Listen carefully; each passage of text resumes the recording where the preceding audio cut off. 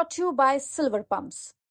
Top quality और consistent performance के लिए सिर्फ सिल्वर पंप्स नाम याद रखना। हमारे साथ जनसुराज के संरक्षक प्रशांत किशोर हैं। प्रशांत किशोर जी, आज आपने 3 मुद्दों को लेकर के एक प्रेस कॉन्फ्रेंस किया था, जिसमें आपने जाति आधारित जनगणना, लैंड सर्वे को लेकर के बड़ी बात कही थी। फिर जो भूमिहीन लोग हैं उनको जमीन देने को लेकर के जो सरकार ने घोषणा की थी, इन तीनों मुद्दों को लेकर के आपने प्रेस कॉन्फ्रेंस किया था। आखिर क्या जरूरत पड़ी कि आपने आज इन तीनों मुद्दों को मुद्दा बनाया है और बातें उठाई हैं?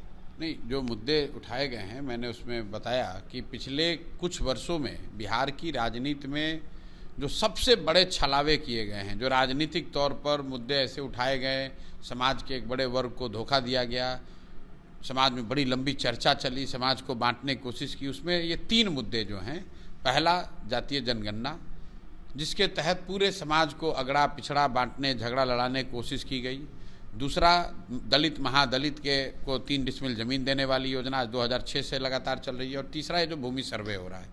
मुझे ऐसा लग रहा है कि ये 3 इतने बड़े मुद्दे हैं जिस पर समाज को जानने समझने की ज़रूरत है कि किस तरह से समाज को आपस में बांट के राजनीति की जा रही है और वो कुछ नहीं रहा है। तो हम लोगों ने 3 प्रमुख मुद्दे वही उठाए हैं कि भाई, आपने जातीय जनगणना किया, आज उसके करीब करीब 18 महीने हो गए। जातीय जनगणना के बाद आपने, मुख्यमंत्री ने खुद 22 नवंबर 2023 को ये कहा कि 94 लाख परिवार जो जातीय जनगणना में, जो सभी जाति के उसमें लोग थे, जो गरीबी रेखा से नीचे पाए गए, उनको 2 लाख रुपए की आर्थिक मदद दी जाएगी। आज तक सरकार ने उस योजना के नाम पर 1 रुपया खर्च नहीं किया, 2 बजट सरकार का आकर चला गया। दूसरी बात उसमें कही गई कि 39 लाख परिवारों को जो लैंडलेस हैं, होमलेस हैं, उनको घर बनाने के लिए 1,20,000 रुपया दिया जाएगा। उसमें भी एक आदमी को मदद नहीं की गई। तो मैंने ये कहा कि भाई, इस पर वाइट पेपर एक जारी करो, बताओ कि जो जातीय जनगणना कराया आपने, उसका जो फाइंडिंग आया, उसके जो परिणाम निकले, उस पर सरकार ने क्या किया। एक बहुत बड़ी बात आरक्षण को लेकर कही गई। ये कहा गया कि आरक्षण का सीमा 50 से बढ़ाकर 65 किया जाए। तो भाई, अगर आपने ये रिकमेंड किया है तो उसका स्टेटस क्या है ये बता दीजिए, क्योंकि आपने रेकमेंड किया है और स्वीकार करना केंद्र सरकार को है, और राज्य में और केंद्र में दोनों जगह नीतीश कुमार और भाजपा की सरकार है। तो इन्हें ये बताना चाहिए कि उस पर इनका स्टांस क्या है, उसके पक्ष में है या उसके विरोध में है।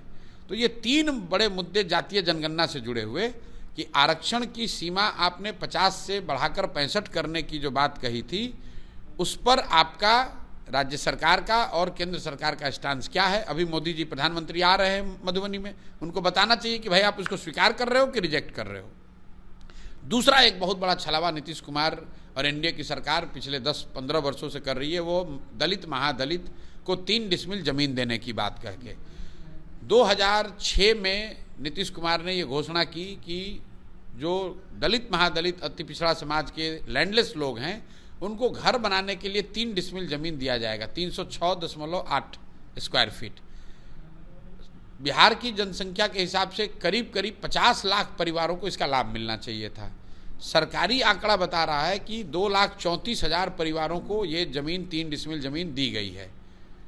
अब प्लानिंग कमीशन की कमेटी बता रही है कि जो 2,34,000 लोगों को जमीन मिला, उसमें 1,20,000 लोगों को जमीन का कागज मिला, आज तक उनको पोजेशन नहीं मिला।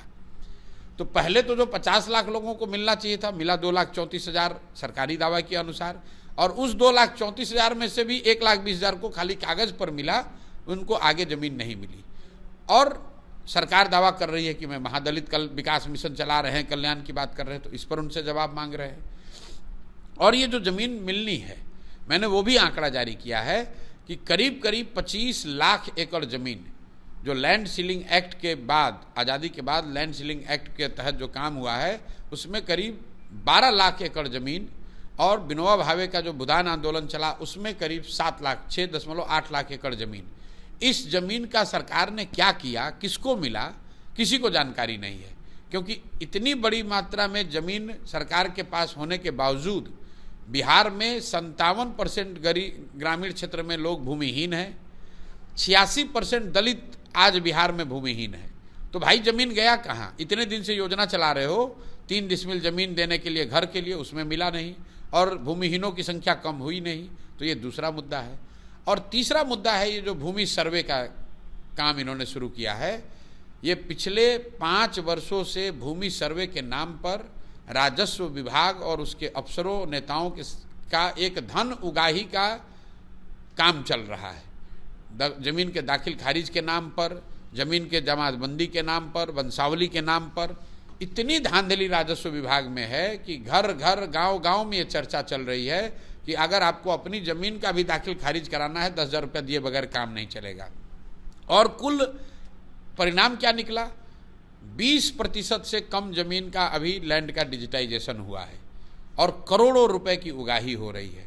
तो हम लोगों ने कहा 3 बातें कि जातीय जनगणना पर क्या आप जो आपने प्रॉमिस किया था जातीय जनगणना के फाइंडिंग के आधार पर उस पर व्हाइट पेपर जारी कीजिए।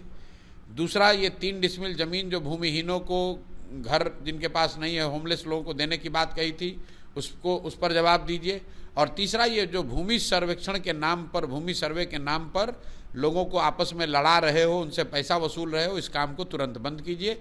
ये 3 मांगों के साथ हम लोग बिहार में जन जन में जाने का प्रयास कर रहे हैं। ये जो घोषणा की है कि 1 करोड़ लोगों से जुड़कर उनका हस्ताक्षर लेंगे, यहाँ के मुख्यमंत्री और राज्यपाल को ज्ञापन देंगे।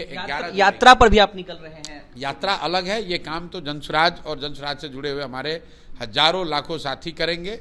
यात्रा पर तो मैं जा ही रहा हूँ, उसमें ये बात करेंगे ही। लेकिन 11 जुलाई हम लोगों ने तय किया है कि 11 जुलाई से पहले 1 करोड़ लोगों से इन 3 मुद्दों पर हस्ताक्षर अभियान हम लोग शुरू करेंगे। 11 मई से कार्यक्रम शुरू होगा और 2 महीने में हम लोग 50,000 छोटी बड़ी सभा करके 1 करोड़ लोगों से इसमें हस्ताक्षर करवाएंगे।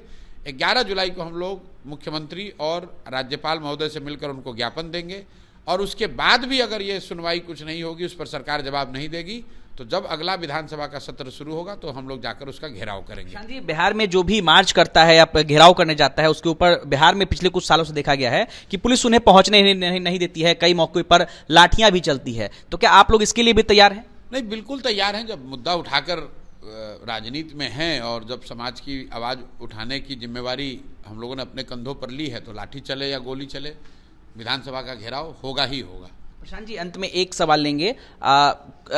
ऐसी चर्चाएं हैं कि कांग्रेस के शीर्ष नेताओं के बीच आपको लेकर के खूब चर्चाएं हो रही है आजकल।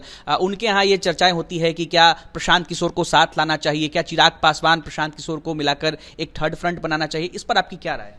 कोई राय नहीं है। कांग्रेस जो भी यहाँ पर कवायद कर रही है, उनको बिहार के विकास, बिहार में व्यवस्था परिवर्तन, सुधार से कोई लेना देना नहीं है। मुझे जहाँ तक समझ में आता है, कांग्रेस ने ये सारा प्रयास सिर्फ इसलिए शुरू किया है ताकि राजद से उनको ज़्यादा से ज़्यादा सीट मिल सके।